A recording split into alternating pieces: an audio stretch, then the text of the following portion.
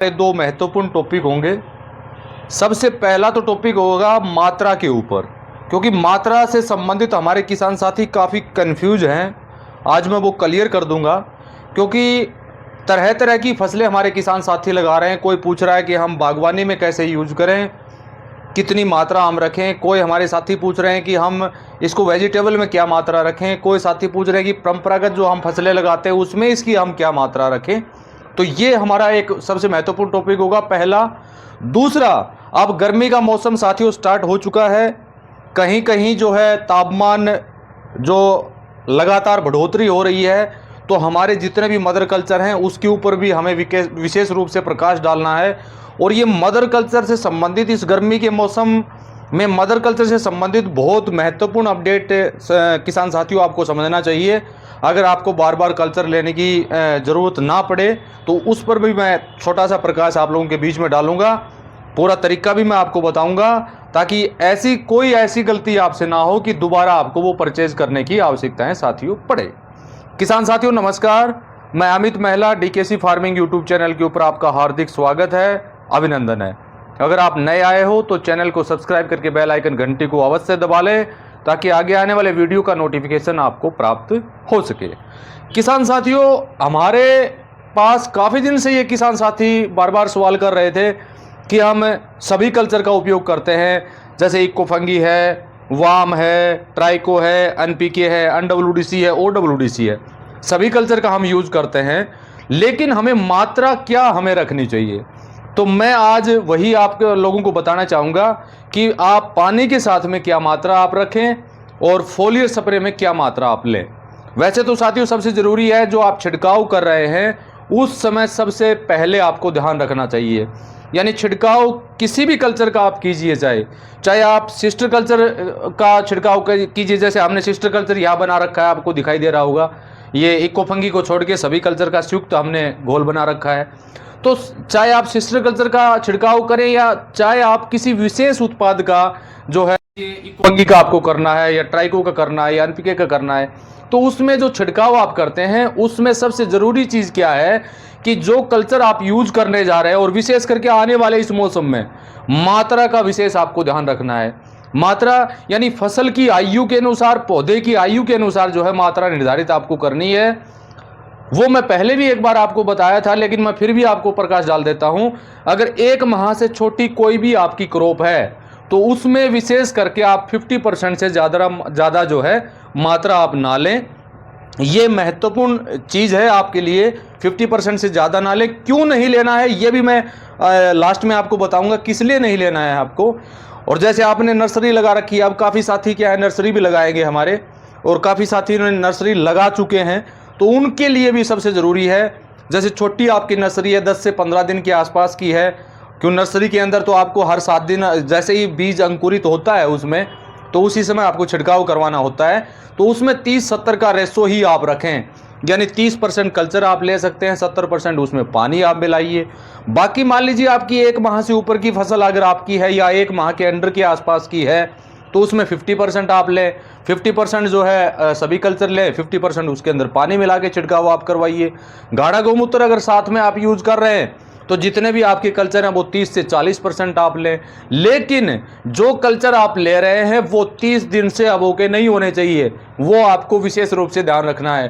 क्योंकि 30 दिन से ज़्यादा कोई भी कल्चर का उपयोग अगर आप छिड़काव की विधि से ना करेंगे तो सबसे बेस्ट रहेगा। वो इसलिए ज़रूरी है साथियों, क्योंकि जैसे जैसे ये कल्चर हमारे पुराने होते जाते हैं, यानी इनका समय ज़्यादा होता जाता है, उस प्रकार इसमें जो है ऑर्गेनिक एसिड की मात्रा बढ़ जाती है। पौधा आपका ख़राब नहीं होगा, हाँ इतना है कि उसके ऊपर जितने भी पत्ते इत्यादि हैं वो ज़्यादा मात्रा का यूज़ करने से और ज़्यादा पुराना घोल लेने से वो सारे जल जाएंगे, झड़ जाएंगे। आपके पौधा नहीं मरेगा, वो दोबारा उसमें अंकुरित होगा। अगर आपका कोई बागवानी का है या पुराना जो आपका पौधा है उसमें ये दिक्कत आ सकती है कि पत्तियां गिर सकती है, लेकिन पौधा खराब नहीं होगा आपका। छोटी जो फसल है आपकी, कोई भी आपने लगाई है, नर्सरी में आपने मात्रा का ध्यान नहीं रखा, या 1 माह के अंडर की कोई फसल है, तो वो बिल्कुल जल जाएगी, उसको दोबारा से जन्म लेने की भी कोई संभावना साथियों नहीं रहेगी। ये आपको विशेष रूप से ध्यान रखना है। अब आप पानी के साथ मान लीजिए कल्चर को चला रहे हैं, चाहे आप बागवानी में यूज कर रहे हैं, चाहे आप वेजिटेबल के अंदर यूज कर रहे हैं या कोई भी आपने औषधीय खेती की हुई है उसमें आपको यूज करना है, या कोई भी आपने परंपरागत फसल आपने लगा रखी है, पानी के साथ 200 लीटर, 300 लीटर, 400 लीटर, 500 लीटर से लेकर प्रति एकड़ ऊपर कितना भी साथियों आप डालिए, किसी भी तरह की कोई समस्या आपको नहीं है। पानी के साथ जब भी आप चला रहे हैं, क्योंकि आप अच्छी भली बात ही जानते हैं, जितने भी हमारे साथी हमारे बीच में काम कर रहे हैं, हमारे वीडियो को देख रहे हैं, वो सिंचाई मुख्य रूप से या तो फल्ड इरिगेशन करते हैं, या फिर फुहारा सिंचाई करते हैं, या फिर ड्रिप इत्यादि का उपयोग करते हैं, तो उसमें वो पानी के साथ जाएगा, वहाँ मात्रा कोई ज़्यादा महत्व साथियों नहीं रखती है। यहाँ तो सीधी सी बात है, जितना ये घालोगे उतना बेनिफिट आपको देगा। यानी शुरुआत अगर आप करने जा रहे हैं तो शुरुआत के समय में इसको जितना आप दे पाएँ उतना देने का काम करें।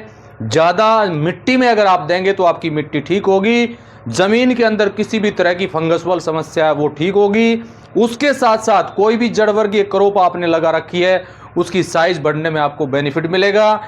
उसके अलावा जितने भी हवा आपके मटेरियल जो भी हैं, जो भी विदाउट डीकम्पोज आपके खेत में पड़ा हुआ है, वो साथियों डीकम्पोज होने का काम जो है करेगा।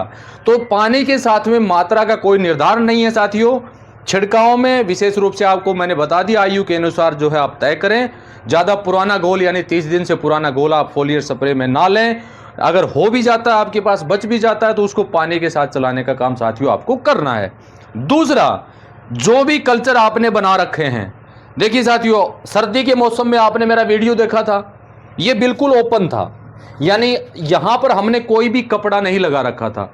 अब हम यहां पर पहले क्यों, आपने सर्दी के मौसम का मेरा वीडियो देखा होगा तो उसमें आपको दिखाई दिया हुआ इस तरह से ये ड्रम जो थे छोटे छोटे 15-15 लीटर के में, जो आपने इससे संबंधित 6-7 वीडियो मैंने बना चुका हूं मैं, इस तरह से रखा हुआ था। लेकिन अब हमने क्या इसमें किया है कि जितने भी ये कल्चर हमने बना रखे, क्योंकि हम इसको लगातार कंटिन्यू यूज कर रहे हैं, हमारे यहाँ स्टोरेज नहीं कर रहे हैं हम, यानी उसको ये नहीं कि एयर टाइट करके छोड़ना है, 2 माह के बाद हमें यूज करना है। ये देखिए, मैं इसके ऊपर ये ढक्कन केवल टू केवल जो है रखने का काम कर रहा हूँ, और कुछ नहीं कर रहा हूँ। इसको ना टाइट कर रहा हूँ, कपड़ा हमने लगा दिया। इससे बेनिफिट क्या होगा, मैंने कल शॉर्ट वीडियो बताया, उसमें भी आप लोगों को बताया था, जो भी कल्चर होता है इस मौसम में ज़्यादा बैक्टीरिया एक्टिव होते हैं और वो मिट्टी की तरफ आकर्षित होते हैं। उससे क्या होगा, वो मक्खी आएगी, वो अंडा देगी, या कोई भी किसी तरह का बैक्टीरिया, हार्मफुल बैक्टीरिया वहाँ पर आएगा, वो हमारे लिए यानी नुकसानदायक साबित हो सकता है, हमारा कल्चर खराब हो सकता है। उसकी अधिकता अगर हो जाएगी, जो भी हार्मफुल बैक्टीरिया है, हार्मफुल फंगस है, उसकी अधिकता अगर हमारे कल्चर में होगी, तो वो हमारी जो भी मित्र फंगस है या फायदेमंद जो फंगस है या बैक्टीरिया है, उसको वो ख़त्म होने का जो है अंदेशा साथियों रहता है। वैसे तो विशेष नहीं होता है, लेकिन काफ़ी जगह हमने देखा है, काफ़ी जगह हमने पाया है कि ओपनली अगर आप इस कल्चर को बाहर रखते हैं, खुले में रखते हैं, तो आपके लिए समस्या पैदा हो सकती है। तो एक छोटा सा कपड़ा कोई भी हो आपके पास घर में वेस्ट पड़ा हो, वो इस ढक्कन के नीचे लगा दें। अब जैसे यहाँ पर मक्खी आपको दिखाई दे रही होगी, लेकिन ये मक्खी इसके ऊपर बैठेगी, एक बार बैठेगी दोबारा चली जाएगी, तो ये हमारे किसी भी कल्चर को नुकसान नहीं करेगी।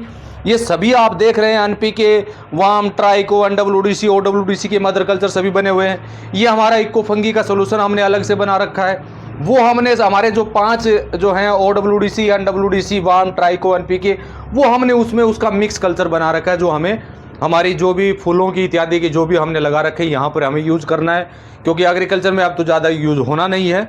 लेकिन ये कल्चर हम कंटिन्यू इसको जारी रखते हैं, चाहे हमारे जितने पेड़ पौधे हैं उसमें डालने का काम करते हैं। हमने जब से इन कल्चर को बनाया है उसके बाद हमें नए लेने की आवश्यकता नहीं पड़ी है साथियों। और कम से कम ये कल्चर बने हुए आज के नहीं बने हुए हैं, 2 साल से ज़्यादा का समय इसमें हो गया है।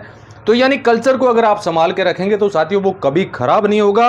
और इस मौसम में विशेष रूप से आपको साथियों ध्यान रखना है। ज़्यादा मैं कुछ बताना उचित नहीं समझूंगा, वीडियो बड़ा ही होगा।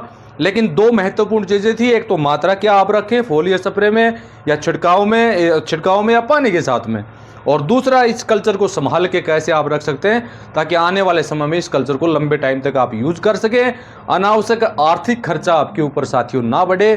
फिर भी इस वीडियो से संबंधित किसी भी तरह की जानकारी अगर आपको ये लग रहा है कि हमें ये जानकारी चाहिए तो आप कमेंट कर सकते हैं, वीडियो पर दिए गए व्हाट्सएप नंबर के ऊपर मैसेज कर सकते हैं। और माननीय चंद्रा जी के जितने भी ये कल्चर है मल्टीप्लाई होने वाले या हमारे यूप्रो पैडी स्पेशल कचरा मित्र इत्यादि जो भी हैं वो लेना चाहें तो वीडियो पर दिए गए व्हाट्सएप नंबर के ऊपर साथियों आप अपने ऑर्डर कर सकते हैं। आपको घर बैठे जहाँ भी आपकी जो एड्रेस देंगे उस पर हम भेजने का काम करेंगे। और अपना जो भी सुझाव हो कॉमेंट के माध्यम से साथियों अवश्य दें। और दूसरा, आने वाले समय में और कुछ आपको बहुत अच्छी जानकारी लेके हम आप लोगों के बीच में जल्दी हाजिर होंगे, ताकि आने वाली जो आप खरीफ की फसल है या वेजिटेबल आप लगाना चाह रहे हैं या बागवानी की शुरुआत करवाना चाह रहे हैं या बागवानी के अंदर जो है किसी तरह की दिक्कत आ रही है, उस पर भी हम टर्म वाइज जो है वीडियो आप लोगों के बीच में लाने का काम करेंगे। इसी के साथ नमस्कार, जय हिंद, जय भारत।